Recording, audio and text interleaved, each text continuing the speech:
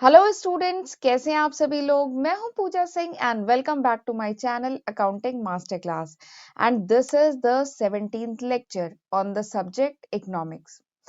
And आज के lecture से हम एक न्यू टॉपिक स्टार्ट करने जा रहे हैं, that is concept of cost. वैसे ये एक बहुत ही इजी, इंटरेस्टिंग और छोटा सा टॉपिक है और मैं कोशिश करूंगी कि ये जो पूरा टॉपिक है इसको मैं 2 से 3 लेक्चर में फिनिश कर दूं। तो चलिए फिर देखते हैं कि आज के लेक्चर में मैं क्या पढ़ाऊंगी।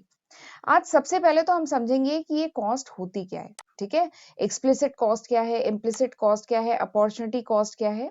उसके बाद सेलिंग एंड प्रोडक्शन कॉस्ट का कॉन्सेप्ट क्या होता है, शॉर्ट रन कॉस्ट क्या है, और शॉर्ट रन कॉस्ट के दो कंपोनेंट होते हैं, fix cost and variable cost, वो समझेंगे। उसके बाद मैं आपको ग्राफ बताऊंगी, fix cost, variable cost, total cost का ग्राफ कैसा होता है, इसका बिहेवियर कैसा होता है। ठीक है, ये सब समझेंगे। और उसके बाद मैं एवरेज कॉस्ट आपको बताऊंगी कि एवरेज कॉस्ट क्या होती है, उसका कर्व कैसा होता है, average fixed cost, average variable cost, इन सब का ग्राफ कैसा होता है। ठीक है, तो ये सारे ही कॉन्सेप्ट हम आज के लेक्चर में डिस्कस करने वाले हैं। वैसे ये जो कॉस्ट है ना, ये हम पहले भी पढ़ चुके हैं। बताइए कहाँ पर। मैंने जब कॉस्ट अकाउंटिंग पढ़ाया था, जब मैंने कॉस्ट अकाउंटिंग पढ़ाया था, कॉस्ट अकाउंटिंग पे मेरे चैनल पे एक सेपरेट प्लेलिस्ट है, पूरा कॉस्ट अकाउंटिंग का सिलेबस मैंने कवर किया हुआ है। ठीक है, तो जब मैंने कॉस्ट अकाउंटिंग पढ़ाया था तो भी मैंने कॉस्ट का जो बेसिक है वो सबसे पहले यही सारे टॉपिक हमने डिस्कस किए थे। ठीक है, बट वहां पर हमने अकाउंटिंग के पॉइंट ऑफ व्यू से कॉस्ट पढ़ा था। ठीक है, बट यहाँ पे हम इकोनॉमिक्स में जो कॉस्ट का इंटरप्रिटेशन है, जो एप्लीकेशन है, वो हम यहाँ पढ़ेंगे। थोड़ा सा बेसिक सेम रहेगा पर थोड़ा सा वेरिएशन रहेगा। ठीक है, तो इसलिए थोड़ा ध्यान से समझिएगा, राइट। और लेक्चर स्टार्ट करने से पहले अगर आप मेरे चैनल पे फर्स्ट टाइम आए हैं तो मैं अपने चैनल के बारे में भी थोड़ा सा बताना चाहूंगी। मेरे इस चैनल पे आपको कॉमर्स स्ट्रीम के जो डिफरेंट सब्जेक्ट्स हैं उनकी वीडियो लेक्चर सीरीज मिलती है। एंड ये सारे सब्जेक्ट्स हैं जो आपको स्क्रीन पे इस टाइम दिख रहे हैं, ये मैं ऑलरेडी अपने चैनल पे कवर कर चुकी हूँ। आप इस लेक्चर के बाद मेरे चैनल पे जाके प्लेलिस्ट चेक कर सकते हैं। इन सब्जेक्ट्स की मैंने सेपरेट प्लेलिस्ट बनाई हुई है। तो मेरा बस यही कहना है कि ज़रूर इन वीडियो लेक्चर्स का फ़ायदा उठाइए। मैंने अपने चैनल पे लगभग 300 के आसपास आज की तारीख तक, यानी दिसंबर 2021 तक 300 के आसपास वीडियो लेक्चर अपने चैनल पे अपलोड किए हैं। तो मेरा बस यही कहना है कि इन वीडियो लेक्चर्स का फ़ायदा उठाइए, इनकी हेल्प से पढ़िए, खुद भी पढ़िए और अपने फ्रेंड्स के साथ भी ज़्यादा से ज़्यादा शेयर करिए, राइट। तो चलिए फिर आज का लेक्चर हम स्टार्ट करते हैं। कॉस्ट। सबसे पहले तो कॉस्ट, ये कॉन्सेप्ट होता क्या है, कॉस्ट होती क्या है। तो कॉस्ट मतलब लागत, कॉस्ट मतलब खर्चा। तो कॉस्ट क्या है, cost is the expenditure incurred. Cost वो खर्चे होते हैं जो एक प्रोड्यूसर करता है, ठीक है, इनपुट पे, so that he can produce output. ठीक है, एक प्रोड्यूसर इनपुट्स पे, जो भी इनपुट के फैक्टर्स हैं, ठीक है, जैसे रॉ मटेरियल हुआ, लेबर हुआ, ठीक है, दूसरे खर्चे हुए, उन पे जो कुछ भी खर्चा करता है ताकि वो आउटपुट को प्रोड्यूस कर सके, ठीक है, कमोडिटी प्रोड्यूस कर सके, उसको क्या कहते हैं, कॉस्ट। ठीक। अब एक यहाँ पे एक खास बात है। देखिए, अभी तक हमने जितने टॉपिक पढ़े हैं, जैसे हमने जो डिमांड का टॉपिक पढ़ा वो हम कंज्यूमर के पॉइंट ऑफ व्यू से पढ़ रहे थे, लेकिन ये जो कॉस्ट का जो कॉन्सेप्ट है ना, ये हमें प्रोड्यूसर के पॉइंट ऑफ व्यू से पढ़ना है। इससे पहले मैंने आपको प्रोडक्शन फंक्शन पढ़ाया था, तो वहां पे भी मैंने ये बात बताई थी कि प्रोडक्शन भी आपको प्रोड्यूसर के पॉइंट ऑफ व्यू से पढ़ना है। ठीक है, अपने आप को इमेजिन करना है कि आप प्रोड्यूसर हैं। ऐसी कॉस्ट का ये जो कॉन्सेप्ट है ये भी आपको प्रोड्यूसर के पॉइंट ऑफ व्यू से पढ़ना है। आपको कंसीडर करना है कि यू आर अ प्रोड्यूसर। तो कॉस्ट क्या है, कॉस्ट वो खर्चे हैं जो प्रोड्यूसर करता है ऑन द इनपुट्स। इनपुट के जो फैक्टर है, raw material, labour, land, capital, मतलब जो भी इनपुट्स पे जो प्रोड्यूसर खर्चा करता है ताकि वो आउटपुट प्रोड्यूस कर सके। ठीक है, तो उन पे जो खर्चा एक्सपेंडिचर करता है ना, दैट इज कॉल्ड कॉस्ट, इसी को कॉस्ट कहते हैं। ठीक। अब ये जो कॉस्ट है, explicit cost and implicit cost, दो टाइप की होती है, एक्सप्लिसिट एंड इम्प्लिसिट कॉस्ट। वैसे तो कॉस्ट कई टाइप की होती है, इवन मेरा एक सेपरेट वीडियो है क्लासिफिकेशन ऑफ कॉस्ट का, वहां पे आप डिफरेंट टाइप की कॉस्ट पढ़ सकते हैं। बट यहाँ पे हमें इकोनॉमिक्स में इम्प्लिसिट और एक्सप्लिसिट कॉस्ट के बारे में जानना है। तो समझते हैं क्या होता है एक्सप्लिसिट एंड इम्प्लिसिट कॉस्ट। ठीक। तो जो प्रोड्यूसर होता है उसको जो भी इनपुट्स चाहिए होते हैं अपने प्रोडक्शन में, ठीक है, वो सारे इनपुट वो मार्केट से नहीं प्रोड्यूस करता है, नहीं परचेज करता है। कुछ इनपुट उसके क्या होते हैं, सेल्फ ओन्ड इनपुट भी होते हैं। जो प्रोड्यूसर होता है, कोई ज़रूरी नहीं है कि सारे इनपुट वो मार्केट से परचेज़ करे, कुछ इनपुट वो अपने सेल्फ ओन्ड इनपुट भी यूज़ कर सकता है।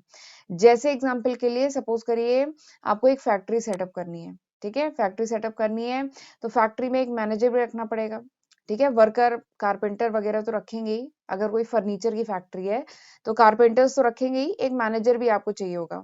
तो सपोज़ करिए आप बाहर से मैनेजर ना हायर करके आप खुद मैनेजर बन जाएँ अपनी फैक्ट्री के, ठीक है?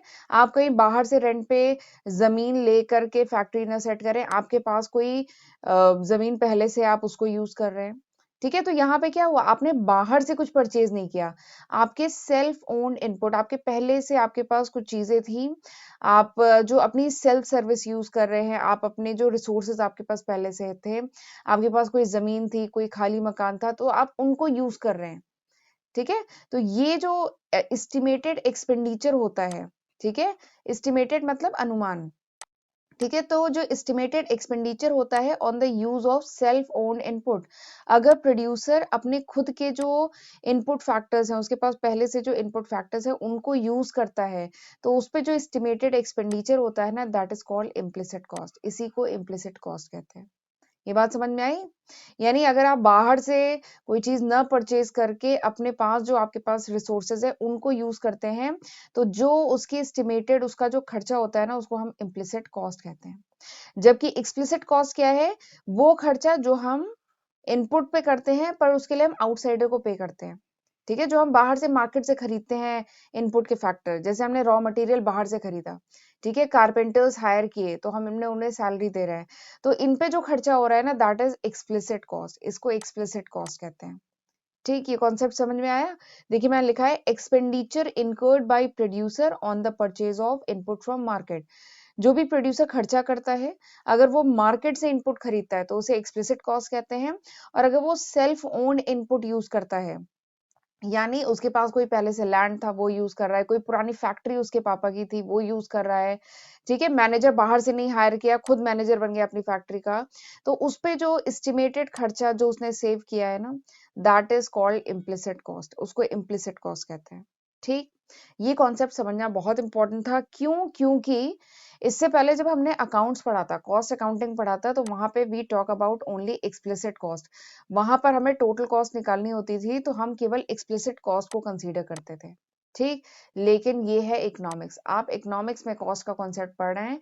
यहाँ पे आपको अगर टोटल कॉस्ट निकालनी है, तो आप एक्सप्लिसिट एंड इम्प्लिसिट कॉस्ट दोनों को कंसीडर करेंगे। ठीक है? इसीलिए इसके बीच में डिफरेंस जानना और ये क्या होता है, ये समझना बहुत ज़रूरी है। इकोनॉमिक्स में टोटल कॉस्ट क्या होती है? एक्सप्लिसिट प्लस इम्प्लिसिट कॉस्ट दोनों को मिला के बनता है। ठीक? अच्छा, और इकोनॉमिक्स में एक चीज़ और होती है कि cost is always measured as an opportunity cost. Economics में कॉस्ट क्या होती है? हमेशा अपॉर्चुनिटी कॉस्ट होती है। वैसे ये अपॉर्चुनिटी कॉस्ट भी मैं डिस्कस कर चुकी हूँ पहले। जब मैंने एमसीक्यू सीरीज़ कराई थी, तो अपॉर्चुनिटी कॉस्ट पे बहुत क्वेश्चन आते हैं, बहुत एग्ज़ाम में क्वेश्चन पूछे जाते हैं। तो वहाँ पे भी कई बार मैंने डिस्कस किया है। प्लस जब मैंने कॉस्ट अकाउंटिंग पढ़ाया है तब तो डिस्कस हुआ ही है, पर चलिए एक बार और बताती हूँ। अपॉर्चुनिटी कॉस्ट क्या है? This is the value of the next best alternative when the decision is made. यानी जब भी कोई पर्सन डिसीजन लेता है, तो नेक्स्ट बेस्ट ऑल्टरनेटिव, खास बात है, नेक्स्ट बेस्ट ऑल्टरनेटिव जिसे वो फॉरगो करता है, जिसे वो कह लीजिए लूज करता है, ठीक है? जब भी वो डिसीजन लेता है तो एक ऑल्टरनेटिव वो चूज करता है, ठीक है? और जो नेक्स्ट बेस्ट ऑल्टरनेटिव है जिसे वो फॉरगो करता है ना, दैट इज कॉल्ड, उसकी जो वैल्यू होती है ना, that is called opportunity cost. ठीक? जैसे एग्जांपल के साथ समझाती हूँ। एक मिस्टर एक्स थे, उनके पास एक लैंड था, ठीक है? अब ये जो मिस्टर एक्स थे वो क्या कर सकते हैं जमीन का? वो उस पे फार्मिंग कर सकते हैं। तो सपोज करिए उन्हें 10,000 रुपए की इनकम होती है। वो उसको रेंट पे भी दे सकते हैं, ठीक है? तो सपोज करिए उन्हें 15,000 की इनकम होती है। उस पे वो स्कूल चला सकते हैं, तो सपोज करिए उन्हें 8,000 की इनकम होती है। उस पे वो होटल खोल सकते हैं, तो सपोज करिए उस पे 9,000 की इनकम होती है। ठीक है? ये एग्जाम्पल लिया है। तो वैसे एक रेशनल पर्सन क्या करेगा? उसको रेंट पे देगा। उस ज़मीन को क्या करेगा? रेंट पे देगा, क्योंकि सबसे ज़्यादा इनकम तो यहीं से हो रही है, ठीक है? तो एक रेशनल पर्सन क्या करेगा? रेंट पे उस लैंड को रेंट पे देगा। तो नेक्स्ट बेस्ट ऑल्टरनेटिव जिसे वो फॉरगो कर रहा है, उसकी जो वैल्यू होती है ना, that is called opportunity cost. यानी अगर ये जो मिस्टर एक्स है जमीन को रेंट पे देते हैं, तो ये जो फार्मिंग से जो वैल्यू वो अर्न करते, फार्मिंग से जो इनकम वो अर्न करते, इसको फॉरगो कर रहे हैं, इसको लूज कर रहे हैं ना, तो this is the opportunity cost. यानी यहाँ पे अपॉर्चुनिटी कॉस्ट क्या है, 10,000 रुपए, क्योंकि ये क्या है, नेक्स्ट बेस्ट ऑल्टरनेटिव, दूसरा बेस्ट ऑल्टरनेटिव है इसका। ठीक है, तो इसकी जो वैल्यू होती है दैट इज अपॉर्चुनिटी कॉस्ट। तो ये भी समझना थोड़ा सा इंपॉर्टेंट था, तो इसलिए मैंने आपको एग्जाम्पल के साथ समझाया। अब मैं एक एग्जाम्पल बताती हूँ, ठीक है, कि इकोनॉमिक्स में टोटल कॉस्ट कैसे निकालते हैं। ठीक है, एक्सप्लिसिट, इम्प्लिसिट, अपॉर्चुनिटी कॉस्ट सब क्या है। सपोज करिए एक मिस्टर एक्स थे, ठीक है, वो जॉब कर रहे थे बढ़िया, पर अब उनको मतलब उनको लगा कि नहीं, मुझे कुछ अपना खुद का काम शुरू करना है, मुझे एंटरप्रेन्योर बनना है, मैं एक फर्नीचर की फैक्ट्री डालूंगा। ठीक है, तो इन्होंने क्या किया, अपनी जॉब छोड़ी। इनकी जॉब में इन्हें 40,000 रुपए महीना मिल रहा था। ठीक है, फिर इनके पास एक जमीन था, एक फैक्ट्री थी, कह लीजिए पुरानी फैक्ट्री थी। ठीक है, वहां पे उन्होंने रेंट पे दिया हुआ था, तो उन्होंने उस टेनेंट को भी निकाला। ठीक है, और उस टेनेंट से इनको कितना आता था, 50,000 रुपए महीना आता था। तो उन्होंने उस टेनेंट को भी हटाया, अपनी नौकरी भी छोड़ी। ठीक है, और अब वो बन गए हैं एंटरप्रेन्योर, उन्होंने डाली फैक्ट्री, किसकी, फर्नीचर की। ठीक, अब फर्नीचर की फैक्ट्री डालने के लिए उन्हें कुछ रॉ मटेरियल खरीदना पड़ा, तो उन्होंने 10 लाख रुपए का खर्चा किया रॉ मटेरियल परचेज करने के लिए। ठीक है, तो आपको पता करना है cost of production in term of explicit cost and implicit cost. Explicit और इम्प्लिसिट कॉस्ट के टर्म में आपको कॉस्ट ऑफ प्रोडक्शन पता करना है। ठीक, तो इकोनॉमिक्स में टोटल कॉस्ट क्या होती है, total cost is opportunity cost. Total cost is explicit plus implicit cost का सम होती है। तो बताइए यहाँ पे एक्सप्लिसिट कॉस्ट क्या है। एक्सप्लिसिट कॉस्ट यानी वो खर्चा जो प्रोड्यूसर करता है जब वो मार्केट से कोई इनपुट मतलब परचेज कर रहा हो। ठीक है, मार्केट से कोई भी फैक्टर ऑफ इनपुट परचेज कर रहा हो, तो उनपे जो खर्चा करता है दैट इज एक्सप्लिसिट कॉस्ट। तो यहाँ पे प्रोड्यूसर ने क्या है, 10 लाख रुपए का खर्चा किया है ना, इनपुट खरीदा है, रॉ मटेरियल खरीदा है, तो 10 लाख रुपए का खर्चा किया है, तो this is explicit cost. Implicit cost क्या है, इम्प्लिसिट कॉस्ट यानी सेल्फ ओन्ड इनपुट, यानी जो उसके पास पहले से सेल्फ ओन्ड इनपुट थे, उनकी जो एस्टिमेटेड, जो उनपे एस्टिमेटेड खर्चा था, उनका एस्टिमेटेड जो वैल्यू थी, दैट इज इम्प्लिसिट कॉस्ट। ठीक है, तो ये जो मिस्टर एक्स थे, इन्होंने बिजनेस स्टार्ट करने के लिए क्या किया, अपनी 40,000 की नौकरी छोड़ी, 50,000 रुपए जो टेनेंट दे रहा था उसको हटाया। ठीक है, तो 90,000 क्या है इनका इम्प्लिसिट कॉस्ट। तो अगर हम टोटल कॉस्ट की बात करें तो 10 लाख रुपए का रॉ मटेरियल, 90,000 रुपए का इनका इम्प्लिसिट कॉस्ट, तो टोटल क्या हुआ, 10,90,000 रुपए का टोटल कॉस्ट आया। ठीक है, तो इस तरीके से इकोनॉमिक्स में निकाला जाता है टोटल कॉस्ट। ठीक, अब मैं उम्मीद करती हूँ कि आपको एक्सप्लिसिट और इम्प्लिसिट ये सब कॉन्सेप्ट अच्छे से समझ में आ गया होगा। चलिए आगे बढ़ते हैं। अब मैं आपको थोड़ा सा बताती हूँ सेलिंग कॉस्ट क्या है, प्रोडक्शन कॉस्ट क्या है। मैं आपको ये इसलिए बता रही हूँ क्योंकि यहाँ पर ये जो कॉस्ट का कॉन्सेप्ट है, इकोनॉमिक्स है, यहाँ पे हम प्रोडक्शन कॉस्ट की ही बात कर रहे हैं। यहाँ पे सेलिंग कॉस्ट की बात नहीं होगी, यहाँ पे प्रोडक्शन कॉस्ट की बात होगी। ठीक है, तो सेलिंग कॉस्ट होता क्या है, सेलिंग कॉस्ट वो खर्चा है, वो एक्सपेंडिचर है जो प्रोड्यूसर करता है टू प्रमोट सेल। नाम क्या है, सेलिंग कॉस्ट, यानी सेल को प्रमोट करने के लिए, कॉमोडिटी की सेल को प्रमोट करने के लिए जो प्रोड्यूसर खर्चा करता है उसको कहते हैं सेलिंग कॉस्ट। ठीक है, सेल करने के लिए जो खर्चा किया प्रोड्यूसर ने, जैसे एडवर्टाइजमेंट पे जो खर्चा किया, वो क्या कर रहा है, सेल पे, सेल पे, प्रमोशन पे जो खर्चा कर रहा है। ठीक है, फ्री सैंपल बांट रहा है, तो ये भी सेलिंग की कॉस्ट हुई। ठीक है, तो दिस इज सेलिंग कॉस्ट। और प्रोडक्शन कॉस्ट क्या होती है, प्रोडक्शन कॉस्ट यानी जो इनपुट फैक्टर्स हैं, ठीक है, उन पे जो प्रोड्यूसर खर्चा कर रहा है, the expenditure incurred by producer, ठीक है, ऑन द इनपुट फैक्टर, जो इनपुट्स हैं उन पे जो प्रोड्यूसर खर्चा कर रहा है ताकि वो आउटपुट प्रोड्यूस कर सके, उन पे जो खर्चा कर रहा है उसको कहते हैं प्रोडक्शन कॉस्ट। ठीक है, तो this is selling cost and production cost.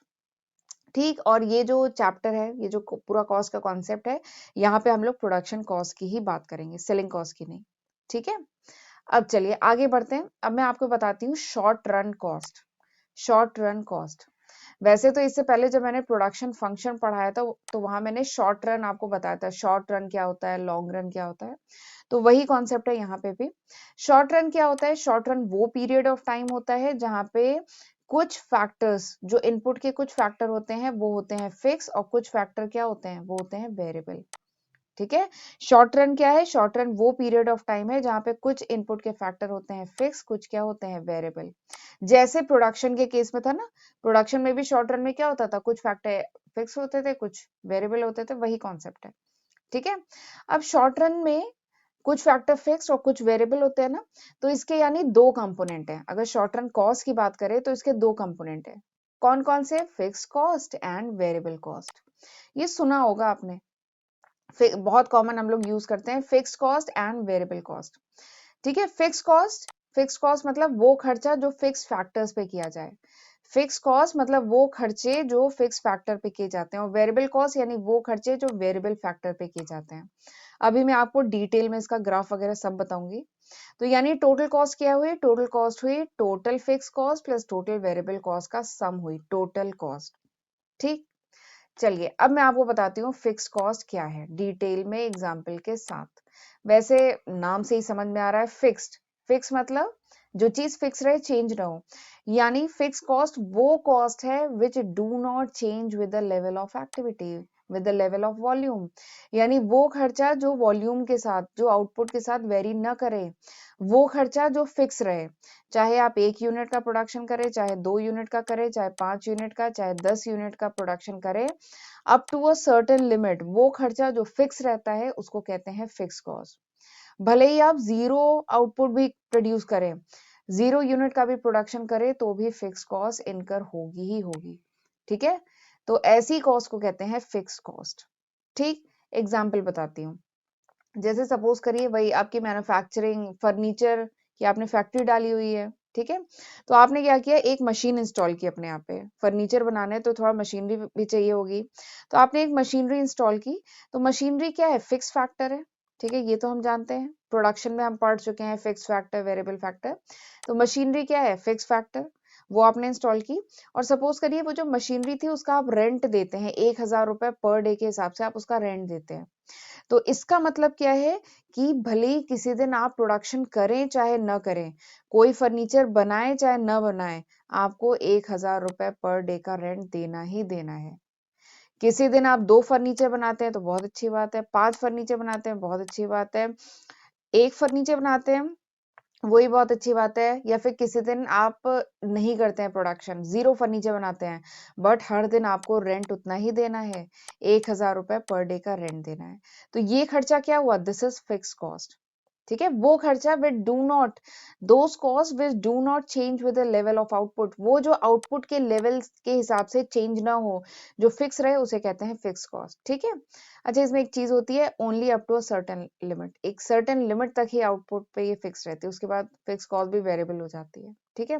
But वो नहीं, अभी यहाँ पे इतनी डेप्थ में हम नहीं जाएंगे, बट फिलहाल बस इतना जान लिए, वो कॉस्ट जो फिक्स रहती है वो होती है फिक्स कॉस्ट। ठीक है। चाहे आप वॉल्यूम ऑफ प्रोडक्शन चेंज करें। एग्जाम्पल देख लेते हैं, कुछ और एग्जाम्पल भी हैं फिक्स कॉस्ट के, जैसे जो प्लांट एंड मशीनरी पे जो खर्चा है। ठीक है। लैंड एंड बिल्डिंग पे जो खर्चा है। सपोज करिए फैक्ट्री का कुछ रेंट जा रहा है, तो प्रोडक्शन करो चाहे ना करो, हर महीने फैक्ट्री का तो रेंट दे रहा है। ठीक है। तो दिस इज फिक्स कॉस्ट। आपने कुछ परमानेंट एम्प्लॉय रखे हुए हैं। ठीक है। आपने एक रिसेप्शनिस्ट रखी हुई है, आपने परमानेंट एम्प्लॉय कुछ रखे हैं, तो भले ही उस दिन आपकी फैक्ट्री में फर्नीचर बने चाहे ना बने, उनकी तो सैलरी, उनकी तो वेजेस जाएगी ना। ठीक है। परमानेंट एम्प्लॉय की जाएगी, तो दिस इज फिक्स कॉस्ट। अगर हम फिक्स कॉस्ट के ग्राफ की बात करें, ठीक है, तो फिक्स कॉस्ट में क्या है, देखिए यहाँ पे मैंने यूनिट ऑफ आउटपुट और यहाँ टोटल फिक्स कॉस्ट प्लॉट किया, मतलब टेबल बनाई है। तो जब आप 0 प्रोडक्शन कर रहे थे तो भी फिक्स कॉस्ट, ये एग्जाम्पल है, तो फिक्स कॉस्ट जाती थी 20 रुपए की। 1 यूनिट का प्रोडक्शन करेंगे तो भी फिक्स कॉस्ट, सपोज करिए 20 रुपए रेंट है मशीनरी का, एग्जाम्पल ये है, 20 रुपए रेंट है मशीनरी का। तो 0 प्रोडक्शन करे तो भी रेंट जाएगा, 1 प्रोडक्शन करे तो भी रेंट जाएगा, 2 यूनिट का प्रोडक्शन करे तो भी रेंट जाएगा, 5 यूनिट का प्रोडक्शन करे तो भी रेंट 20 रुपए ही जाएगा। ठीक है। तो इस टाइप के खर्चे टोटल फिक्स कॉस्ट होते हैं। ग्राफ पे प्लॉट करना है तो आप एक्स एक्सिस पे प्लॉट करिए आउटपुट। ठीक है। वाई एक्सिस पे आप प्लॉट करेंगे टोटल फिक्स्ड कॉस्ट। ठीक है। और जब इसका आप ग्राफ प्लॉट करेंगे तो कुछ ऐसा हॉरिजॉन्टल लाइन बनेगा ना, फिक्स। क्यों? क्योंकि देखिए, चाहे 1 यूनिट का प्रोडक्शन हो तो भी 20, 2 यूनिट का प्रोडक्शन हो तो भी 20, और 0 यूनिट आप कुछ भी प्रोडक्शन नहीं कर रहे हैं तो भी तो आपको 20 रुपए का रेंट देना पड़ेगा। ठीक है। 3 प्रोडक्शन करिए तो भी 20, तो इसका जो ग्राफ बनता है दैट इज हॉरिजॉन्टल लाइन। ठीक। अच्छा, ये ग्राफ वगैरह जो है ना एग्जाम में अगर फिक्स कॉस्ट पूछा जाए तो ग्राफ आपको एग्जाम में बनाना ही बनाना है। प्लस एमसीक्यूज में ये सब बहुत पूछा जाता है, इसका ग्राफ कैसा होता है फिक्स कॉस्ट का, तो थोड़ा सा ध्यान रखना है। वेरिएबल कॉस्ट क्या है, नाम से ही समझ में आ रहा है, वो cost which varies with the change in output. ठीक है, वो कॉस्ट, वेरिएबल कॉस्ट क्या है, वो कॉस्ट जो चेंज होती है with the level of output, with the volume of output. जैसे जैसे आप वॉल्यूम बढ़ाते जाएंगे वो खर्चा जो वेरी करेगा, जो चेंज होता है, that is called variable cost. ठीक, जैसे एग्जांपल के लिए आप जैसे जैसे आउटपुट बढ़ाते जाते हैं, जब कॉस्ट बढ़ती जाए, जैसे जैसे आप आउटपुट बढ़ाते जाते हैं, वो खर्चे जो बढ़ते जाएं उनको कहा जाएगा वेरिएबल कॉस्ट। जब आप आउटपुट घटाते जाएं, वो खर्चे जो घटते जाएं उनको कहा जाएगा वेरिएबल कॉस्ट, जो वेरी करें। ठीक है, आप कोई आउटपुट नहीं प्रोड्यूस कर रहे हैं तो वो खर्चा क्या है, जीरो। ठीक है, आउटपुट प्रोड्यूस कर रहे हैं तो खर्चा होगा। जैसे एग्जाम्पल के लिए रॉ मटेरियल का कॉस्ट, ठीक है, कॉस्ट ऑफ रॉ मटेरियल, जितना ज्यादा फर्नीचर आप प्रोड्यूस करेंगे उतना ज्यादा आपको वुडन प्लैंक, जो भी लकड़ी वगैरह चाहिए, जो भी फेविकोल सनमाइका चाहिए, वो उतना ज्यादा लगेगा। ठीक है, वेजेस ऑफ कैजुअल वर्कर, आपने कुछ कैजुअल वर्कर भी रखे हुए हैं, तो जितना ज्यादा काम होगा उतने ज्यादा वर्कर आप एम्प्लॉय करेंगे, उतना ज्यादा खर्चा आएगा। ठीक है, तो वो cost which varies with the level of output. ठीक है, इसको वेरिएबल कॉस्ट कहते हैं। वेरिएबल कॉस्ट के दूसरे नाम भी हैं prime cost and direct cost. ठीक, वैसे प्राइम एंड डायरेक्ट कॉस्ट मैंने कॉस्ट अकाउंटिंग में बहुत डिटेल में बताया है। चलिए अब ग्राफ देखते हैं वेरिएबल कॉस्ट का। तो वेरिएबल कॉस्ट का जो ग्राफ है वो कुछ ऐसा ग्राफ बनता है। ये एक मैंने टेबल बनाई है, यहाँ पे मैंने आउटपुट शो किया है, यहाँ पे टोटल वेरिएबल कॉस्ट। जब 0 आउटपुट था तो 0 वेरिएबल कॉस्ट थी, 1 आउटपुट हुआ 10 हुई वेरिएबल कॉस्ट, 2 आउटपुट हुआ 18 हुई वेरिएबल कॉस्ट, 3 आउटपुट हुआ 24 हुई वेरिएबल कॉस्ट। ऐसी वेरिएबल कॉस्ट बढ़ती जा रही है। ठीक है, अब इसका अगर ग्राफ प्लॉट करना है तो एक्स एक्सिस पे प्लॉट करिए आउटपुट, वाई एक्सिस पे प्लॉट करिए टीवीसी। टीवीसी मतलब, टीवीसी मतलब टोटल वेरिएबल कॉस्ट। और जब आप इसका ग्राफ प्लॉट करेंगे 0 पे 0, ठीक है, 1 पे 10, यानी एक्स एक्सिस का 1, वाई एक्सिस का 10, ये आया। एक्स एक्सिस का 2, अगला पॉइंट क्या है, एक्स एक्सिस का 2, वाई एक्सिस का 18, अगला क्या है, एक्स एक्सिस का 3, वाई एक्सिस का 24। ऐसे ही करके जब आप इसका ग्राफ प्लॉट करेंगे ना, तो आप देखेंगे ऐसा कुछ ग्राफ आएगा, ये ग्राफ ऐसा आएगा। तो आप देख रहे हैं, this is inverse S shape curve, इसको कहा जाता है इनवर्स एस शेप कर्व। ठीक है, तो वेरिएबल कॉस्ट जो होता है उसका ग्राफ जो होता है ना कुछ ऐसा होता है, इनवर्स एस शेप कर्व। ठीक है, और जो बढ़ता जा रहा है with the increase in output. ये जो टीवीसी का ग्राफ है, it is increasing with the increase in output. और इसमें एक खास बात ये है कि देखिए जरा यहाँ पे ओ से लेके ए तक, ओ से लेके ए तक टीवीसी इंक्रीज कर रहा है बट एट डिक्रीजिंग रेट। ओ से लेके ए तक टीवीसी इंक्रीज कर रहा है बट एट डिक्रीजिंग रेट, और ए के आगे टीवीसी इंक्रीज कर रहा है एट एन इंक्रीजिंग रेट। ठीक है, यहां से यहां तक डिक्रीजिंग रेट से टीवीसी इंक्रीज कर रहा है, और यहां से यहां तक ए के आगे टीवीसी इंक्रीज कर रहा है एट इंक्रीजिंग रेट। ठीक, क्यों ऐसा हो रहा है, because of law of variable proportion. ऐसा क्यों हो रहा है, because of law of variable proportion, जो मैं ऑलरेडी लास्ट लेक्चर में डिस्कस कर चुकी हूँ। ठीक है, तो लॉ ऑफ वेरिएबल प्रपोर्शन की डिटेलिंग आपको देखनी है, then you can refer to my last lecture. चलिए आगे बढ़ते हैं। अब मैं आपको एक ही ग्राफ में तीनों total cost, variable cost and total fix cost आपको शो करके दिखाती हूँ। वही टेबल है जो मैंने पिछले स्क्रीन पे, पिछले पीपीटी पे आपको दिखाई हुई है, वही टेबल है, पर यहाँ पे मैंने कंबाइन कर दी है। फिक्स कॉस्ट, वेरिएबल कॉस्ट और आउटपुट को कंबाइन कर दिया है। आउटपुट क्या है, ये कॉलम है। फिक्स कॉस्ट मैंने बताया था 20 रुपए की फिक्स कॉस्ट आ रही है। वेरिएबल कॉस्ट वही पुरानी टेबल को इंक्लूड किया है। और टोटल कॉस्ट क्या होती है, इन दोनों का सम होती है। 20 प्लस 0 20, 20 प्लस 10 30, 20 प्लस 18 38। तो टोटल कॉस्ट के लिए क्या किया मैंने, फिक्स कॉस्ट और वेरिएबल कॉस्ट को सम कर लिया। ठीक है, तो ये आ गया टोटल कॉस्ट। अब जरा इसको अगर मैं ग्राफ पे प्लॉट करूं, ये है, अब मैं इसको जरा ग्राफ पे प्लॉट करती हूँ।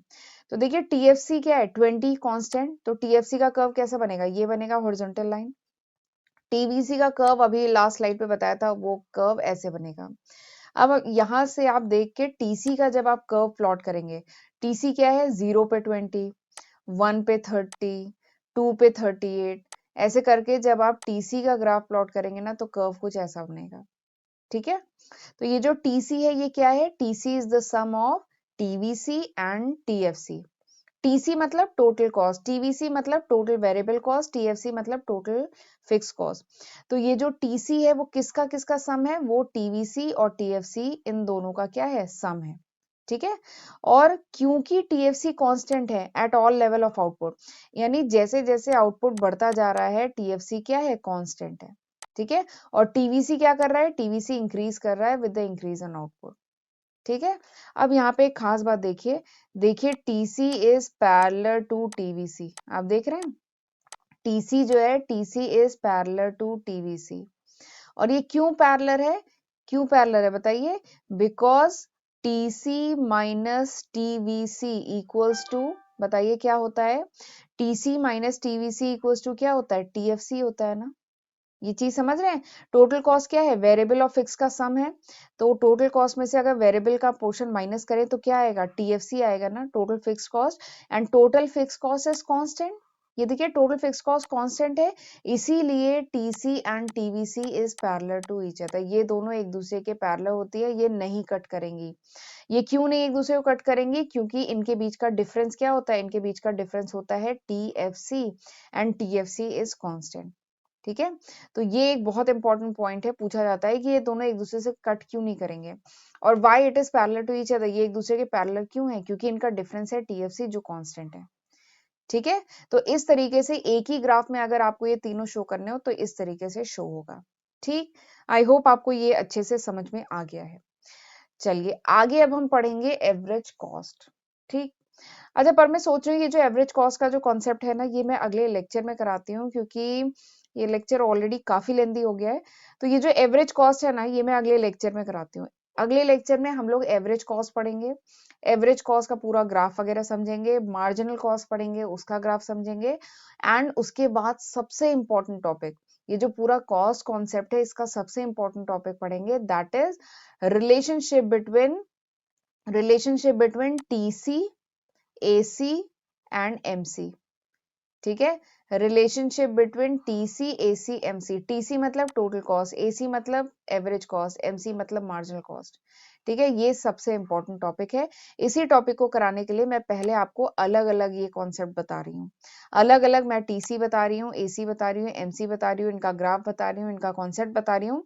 उसके बाद मैं इनके बीच में रिलेशनशिप बताऊंगी, जो इस टॉपिक का सबसे इंपॉर्टेंट पॉइंट है। ठीक है। तो चलिए फिर मिलते हैं अगले लेक्चर में। ठीक है, अगले लेक्चर में हम फिर ये सारे टॉपिक डिस्कस करेंगे। ठीक।